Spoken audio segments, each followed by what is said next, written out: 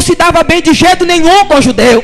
Nazaré era uma cidade paupérrima, não tinha desenvolvimento nenhum, era uma cidade que ninguém escolheria para ir até lá, era uma cidade que ninguém dava valor. Mas diz a Bíblia Sagrada, e eu digo mais uma vez, porventura há alguma coisa de bom lá em Nazaré? Quando Natanael diz isso a Filipe, sabe o que Filipe disse? Olha, meu filho, venha ver que tem. De encontro ele encontra Jesus. Quando Jesus está se aproximando, diz a Bíblia que o Senhor Jesus fala para Natanael: Natanael, eu lhe conheço desde quando tu estavas debaixo de uma figueira.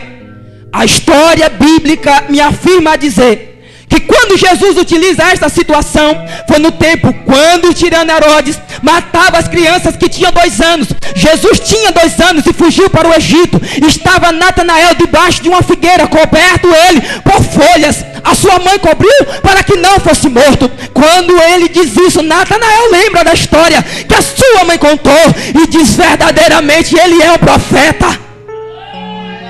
Porventura há alguma coisa em Vitória da Conquista boa? Porventura tem alguma coisa boa lá em Esplanada?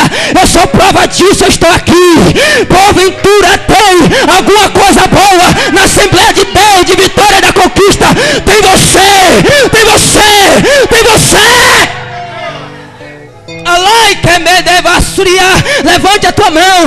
Eu estava orando e Deus falou comigo que entrava aqui pessoas hoje que estavam por um fio para voltar para o mundo, mas o meu Deus está estendendo a mão dizendo: filho meu, dá-me o teu coração,